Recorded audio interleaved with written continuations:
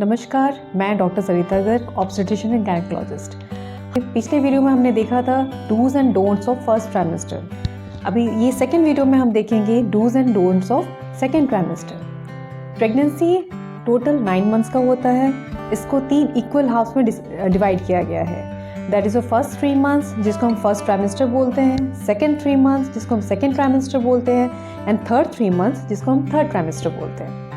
First trimester weeks wise हम देखें तो from first week till 13th week, and second trimester is from 14th week till 27th week, and third trimester is from 28th week till 40 weeks. अभी dos and don'ts of second trimester की बात करेंगे। By the end of 6 months, that is approximately 24 weeks, the baby can see inside.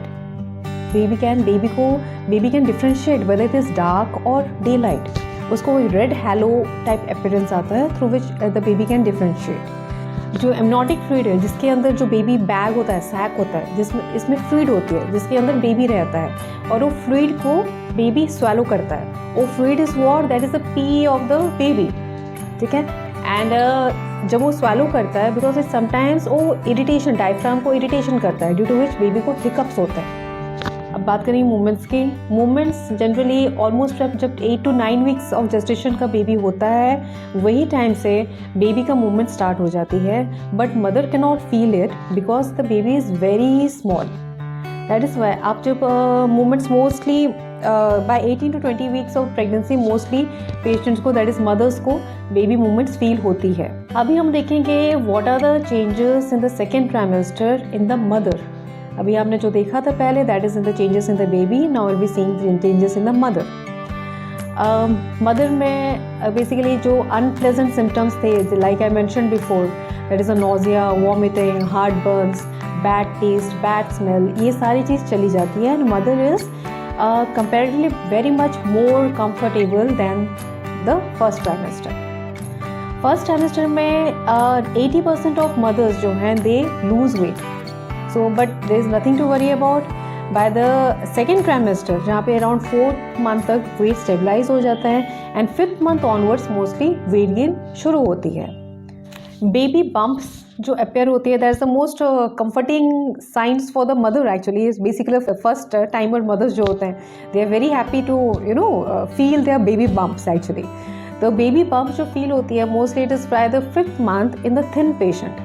जहाँ पे थोड़ा OBCs patient हो गए, वहाँ पे ये अपीयरेंस थोड़ा टाइम बाद दिखेगा, ठीक है।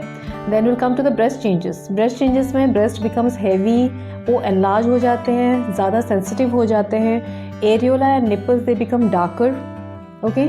स्ट्रेच मार्क्स अपीयर हो जाते हैं। जो हमारे मदर्स होते हैं, दे आर बहुत लेडीज़ हैं, they are concern about the skin changes.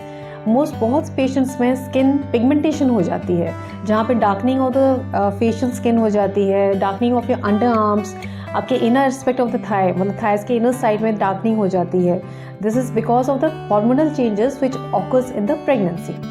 लेकिन इसके लिए कुछ वरी करने की बात नहीं है, बिकॉज एक बार आपने डिलीवर कर दिया, देन दिस ऑल जो पिगमेंटेशन है, this all goes off. But certain mothers में ये भी देखा गया है कि जो स्किन पिगमेंटेशन पहले अगर हो तो वो हट भी जाती है। तो it varies from person to person, it's never the same thing for everybody. Secondly हमने देखा है लीनिया नाइग्रा। एक आपने अगर एब्डोमेन में मार्क किया होगा, जो अम्बिलिकस है, अम्बिलिकस से लेके upper margin of the hair, pelvis पे upper margin of the hair जो होता है, वहाँ से there is a dark line, that is called the linea nigra. Secondly side wise में आपको कुछ स्ट्रेच मार्क्स भी दिखेंगे। स्ट्रेच मार्क्स ये भी एक मिसकंसेप्शन है लोगों को कि लाइक अगर हम स्क्रैचेस करें तो फिर स्ट्रेच मार्क्स बन जाती है, but it's not like that. Stretch marks क्यों होती है? बिकॉज जैसे यूट्रस बढ़ता है, स्किन भी एक्सपैंड होती है। उसके एक स्किन का इलास्टिसिटी का एक लिमिट होता है, जिसके बाद स्किन के जो फाइबर्स होते हैं बेसिकली वो ब्रेक हो जाते हैं, जिसके कारण स्ट्रेच मार्क्स अपीयर होता है। एंड ये सब स्किन इरिटेशन जो ईचिंग एंड ऑल होती है, बेसिकली हम इस पर कोई मॉइस्चराइजर्स यूज़ कर सकते हैं, और you can use any kind of lotions and all, जिसके कारण आपकी ईचिंग एंड ऑल है वो सबसाइड कर जाएगी। सम पेशेंट्स, किसी को नेजल स्टफिनेस होती है, नेजल स्टफिनेस होगी या नेजल ब्लीडिंग भी हो सकता है। This is because of what, there are many hormonal changes जो बॉडी में टेक प्लेस करती है, उसके कारण नेज़ल म्यूकोजा होता है, जो नोज़ का इनर लाइनिंग जो होता है, that is called the nasal mucosa, वो स्वेलन अप हो जाता है, जिसके कारण जो ग्लैंड से सिक्रीशन एक्सेसिवली होती है, and this causes the nasal stuffiness. इसको हम basically we can take inhalers आते हैं, you can put normal saline, you can steam inhalation कर सकते हैं, इससे हमें सिम्टोमेटिक रिलीफ मिलता है। एंड बहुत पेशेंट्स कंप्लेन करते हैं like cramps, and specially in the evening और नाइट टाइम्स ये क्रैम्प्स ज़्यादा हो जाते हैं। इसके लिए हम क्या कर सकते हैं, वी हैव टू एक regular exercise, we have to be active, go for walks, wear comfortable shoes, comfortable कपड़े पहनो, आप कंफर्टेबल शूज़ पहनो, ठीक है। आप मसाज दे सकते हैं, थोड़ा बहुत हॉट फोमेंटेशन अप्लाई कर सकते हैं, सर्टन स्ट्रेचिंग एक्सरसाइजेस भी कर सकते हैं इसको अवॉइड करने के लिए। नेक्स्ट पेशेंट जो कंप्लेन करते हैं, और एक साइड कोई पेशेंट को जिसको पाइल्स हो या hemorrhoids, that's one and the same thing, जिसको हिमोरॉइड्स हो, वहाँ पे द हिमोरॉइड्स को देखा गया है they are aggravated, okay, and so इसको अवॉइड करने के लिए हमें we have to have plenty of water, lots and lots of water होना चाहिए, एंड हमें हमारी डाइट में we should improve our fibres diet ज़्यादा होना चाहिए, जैसे हमारे सलाड्स हो गया, we can have lots and lots of fruits, okay, to avoid this thing. Then the next common symptom जो हर patient almost you can say they complain, that is a backache. Backache क्यों होता है?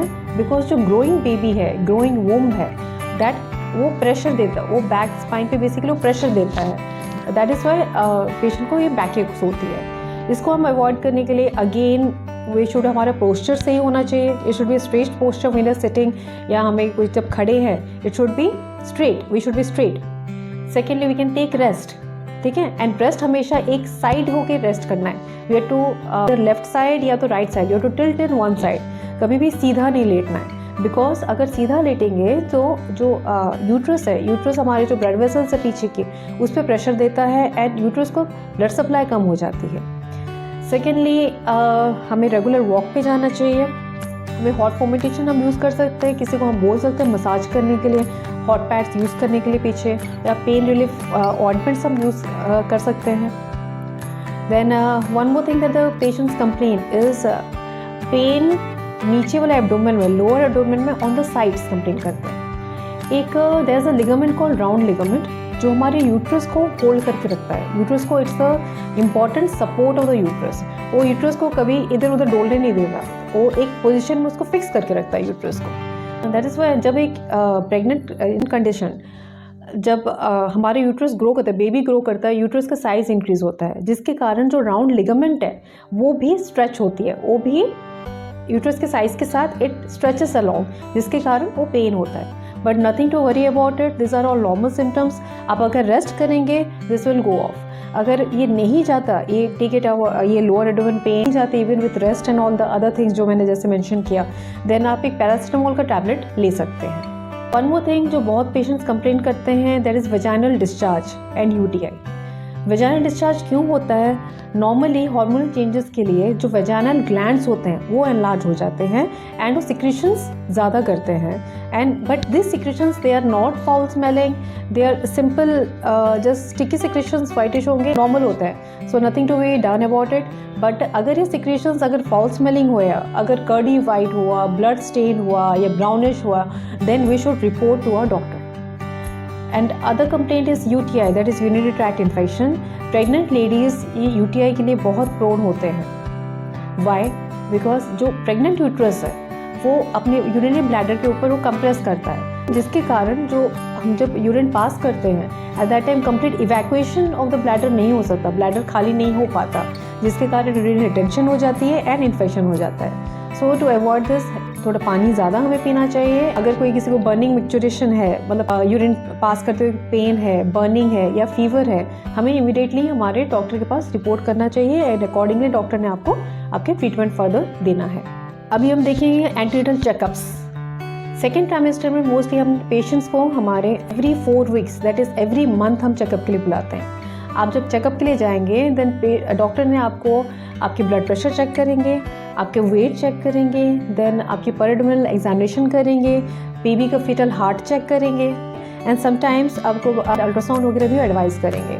हम tetanus के injections देते हैं approximately 5th month and in approximately 7th और 8th month में हम देते हैं TDAP, that is tetanus, diphtheria and pertussis का वैक्सीन दिया जाता है. Secondly, flu vaccine is always advisable to give, and because it prevents from swine flu से प्रिवेंट करता है, एंड बिकॉज ये एडवाइजेबल इसलिए है because pregnant lady are very prone to flu basically. So अगर whosoever can afford then you should be always vaccinated with this flu vaccine. Secondly, हमारे जो सप्लीमेंट्स हम लेते हैं that is iron, calcium, antioxidants, ये सारे कंटिन्यू रहेंगे. So that is why this which is the most enjoyable part of the pregnancy. Enjoy this journey, ठीक है, and take care of yourself, be happy, stay safe. Thank you.